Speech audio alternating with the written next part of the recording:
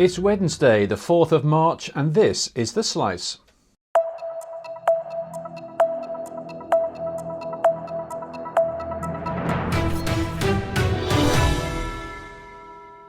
On the programme today, Orange to put AI RAN through its paces, Pakistan awaits the arrival of 5G services, Deutsche Telekom accelerates autonomous networks, and Vodafone launches satellite IoT capabilities.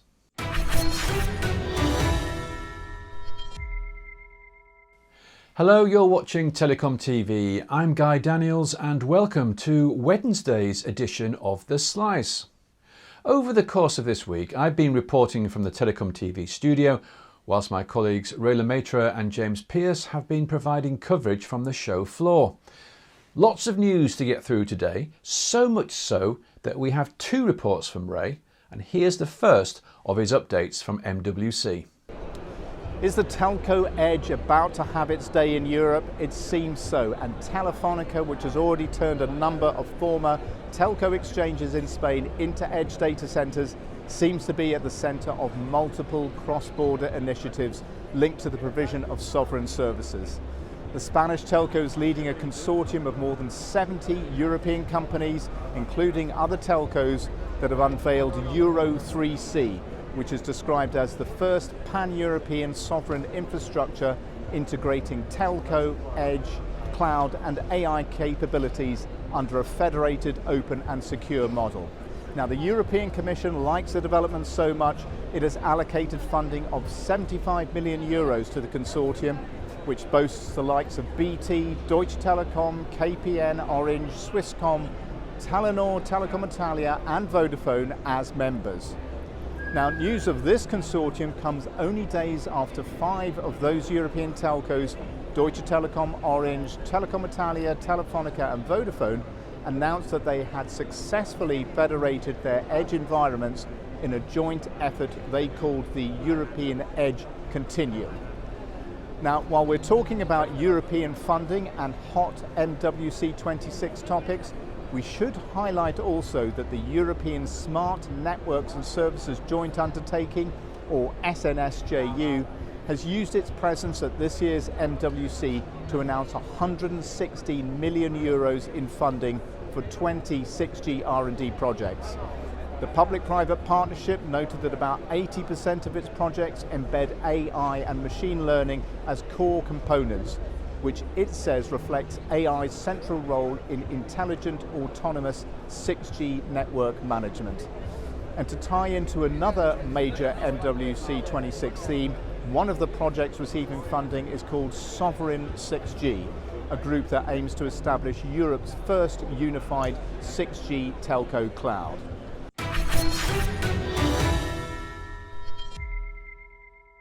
That was TelecomTV's editorial director Ray Maistre, and we'll be hearing more from him later in the show.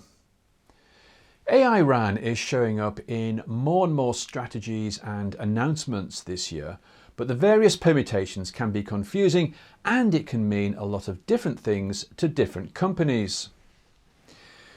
We asked Bruno Zerbib, Chief Technology and Innovation Officer for Orange Group, about his approach to AI RAN and whether or not it will achieve its potential. So we are going through the proof of concept. Obviously, there is the Nokia NVIDIA announcement, so we're working with all of them. We're going to deploy that, we're going to test that. It's possible that it's going to work out, but we need to go through the motions, we need to test it. And then the question, is that a zero-sum game again? I'm using that term. Are we just shifting costs from ASIC to GPUs? Or is it going to give us more? And for me, the most important thing is that going to give me higher spectral efficiency? And is it going to lower my capex? And if that's the case, that will have a very bright future. If it's not the case, then it's a gimmick. We don't know yet, but for sure I'm not dismissive of it. We have a full-length interview with Bruno available to watch on TelecomTV, where he also discusses in detail the impact of AI, especially agentic AI. Well worth watching. With so much talk around 6G at MWC, it's easy to forget that there is still a lot of growth for 5G. Indeed, some countries, such as Pakistan, have yet to license their 5G spectrum. We spoke to Aamir Ibrahim, CEO of network operator Jazz, part of the VEON group, and asked about how the country's imminent 5G auction will play into its growing digital services ambitions. Next week when I go back to Pakistan, we have the 5G auction, so I think we've been deliberate and intentional about delaying 5G in Pakistan. And there's a certain inflection point when you have more than 50-60% smartphone penetration. I think that's the right time. And I think the industry has also evolved rather than just relying on the hype of 5G. I think now there is genuine use cases that we can benefit from. There's the financial services, it's entertainment. We're stepping into m-commerce, into health. So those new areas, I think, where we're offering digital services is the real excitement point for me. And certainly having a robust digital infrastructure at the back of expansive, reliable broadband is really important. Yeah. Do try and watch the full-length version of Ray's interview, which covers the evolving market in Pakistan and how Jazz is offering a whole suite of digital services. Deutsche Telekom held its annual MWC press conference earlier this week, with AI playing a prominent role. As well as updates on its partnerships with voice specialists 11 Labs, the telco also provided an update on its RAN Guardian service. Abdu Mudesir, board member for product and technology at Deutsche Telekom, explained how they are now taking the next step towards autonomous self-healing networks. When we start to talk about 6G, for me, the pain of autonomous is very difficult. The modules are not talking to each other. The data models are not really clearly aligned. We've tried over the years to standardize interfaces, APIs. Network has been too slow. And for us, when we come to 6G, it has to be AI native, it has to be autonomous by design, and it must be intent-driven. We believe also, again, the next G, 6G, needs to enable new business opportunity. And don't forget to watch our interview with Abdu, which you can find on the Spotlight on 5G section of the TelecomTV website.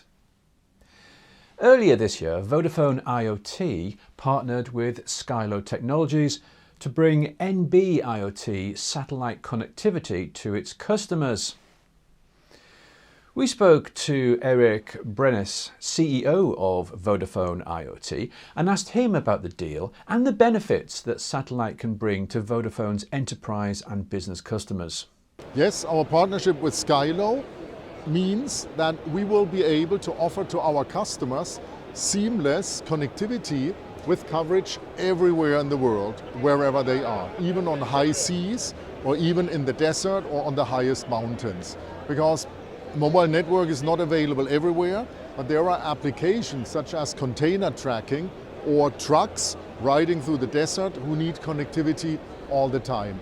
And the new technologies mean that for our customers, the satellite network looks just like any other mobile network. We manage this complexity. It doesn't require specific hardware. It uses the standard hardware, and that's going to be really a game changer for our customers. Connectivity everywhere. And we're bringing that to the market with Skylo, and by the way, also with Iridium, another satellite provider, this year in 2026. Satellite has featured prominently at this year's MWC. Do check out the news page on TelecomTV for details of other partnerships and announcements. So much of the work on creating the globally agreed standards and specifications that are essential to the telecoms industry is organised and driven by ETSI. We asked Jan Ellsberger, Director General of ETSI, about the industry trends that are driving this work for the coming year. So if you look at AI, I mean, there's a lot of work now ongoing on sort of moving from AI as a tool to native AI, where AI is really embedded in the design of everything we do. 6G, I mean, 6G work in 3GPP is kicking off at full scale. And in addition to that, we also have trust and security, which is really becoming a horizontal set of requirements across all technologies that we have to comply with. Then In addition to that, we also have all the discussions and trends from the policy due to the geopolitical side, geopolitical developments, where tech sovereignty and strategic autonomy is becoming really important. And standardization is also a tactical tool in that puzzle. And you can watch the full interview with Jan for the latest on ETSI's activities on the Spotlight on 5G page on TelecomTV. In 2 weeks' time, the after show returns. I'll be analysing the major developments from MWC with our special studio guests. Here at MWC, we have also been speaking with several of our industry partners about the latest opportunities for telcos and the solutions available. And earlier today, we asked HPE to explain what AI native security means to telcos. So it's got a lot of different contexts, but in the context of hybrid mesh specifically, it's really about how we leverage AI in a threat mitigation or detection purpose. Essentially, we have large amounts of data, threat of course, and not just the data that is being used, but the data that we get from the network. And a key element of cybersecurity is analyzing that data and looking for things like anomalies within flows and so on. And of course, AI is very, very good at that. So we let the AI do what it's good at. So using those to really see things that humans would have problems seeing, very fine-grained or small anomalies that we can see which really call out threats. So we're embedding more and more of those AI capabilities into our solutions, including, of course, the hybrid mesh solution. We'll be bringing you interviews with leading CSPs and industry executives throughout the week. Now, as promised, here's our second news and analysis report from our editorial director, Ray Lemaitre, from the exhibition halls of MWC. It was interesting to note that BT's Howard Watson expressed his concern during his TelecomTV interview that pre-standard 6G networks might be launched as early as 2028 to coincide with the Summer Olympics in Los Angeles. Now, for some time, 2030 has been the year in which 6G is expected to debut. But at this week's MWC, Qualcomm announced a strategic coalition with major telecom industry partners to accelerate the development and global deployment of 6G. Coalition's members have developed, and I quote, a clear milestone-driven roadmap focused on delivering 6G commercial systems starting from 2029 onwards. Now, the coalition has dozens of partners, including Bharti Airtel, KDDI, NTT Docomo, Swisscom, SK Telecom, T-Mobile US, Telstra, and BT. Well, another signatory to that 6G coalition is India's mobile market leader, Reliance Jio, which in turn is part of Jio Platforms, the telecom and digital tech division of giant Indian conglomerate Reliance Industries Limited. Now, Jio Platforms has long been developing all manner of IT and networking technology for its own operations, but has not yet made a major push to take those products to the international market. Now, though, with a major IPO of Jio Platforms looming, it seems plans for international expansion are being put in place, as Dan Bailey has been appointed as its president with responsibility for international business initiatives. Bailey has more than 35 years experience across consulting investment banking and most recently served as chairman of Deutsche Bank's telecom, media and technology practice. Now, it's easy for news to get lost here in the MWC noise, so it's worth noting that Accenture has acquired independent network performance analysis firm Ookla, along with Speed Test, Down Detector and Root Metrics, for $1.2 billion in cash from Ziff Davis. The rationale for the acquisition? Accenture stated that, and I quote, network data is no longer just a lifeline for the telecoms industry, it now creates significant value across all sectors. As AI scales, the insights captured at the network, device and application layers are essential to enhance fraud prevention in banking, smart home analytics in utilities, and traffic optimization in retail.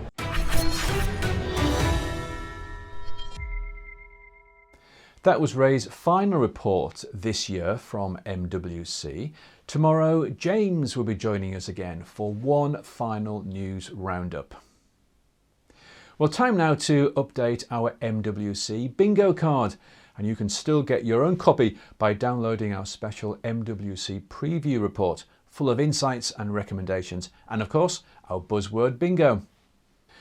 With only one more day of MWC to go, we can mark off some more words and phrases. Oh, just the one then. That's very, very disappointing. It still leaves a lot to tick off, and I'm really not optimistic that we'll be able to fill our card before the end of the show.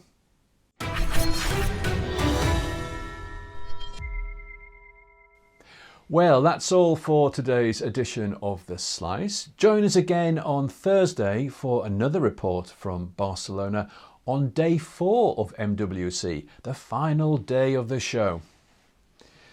Until then, from all the team here at TelecomTV, thank you for watching and goodbye.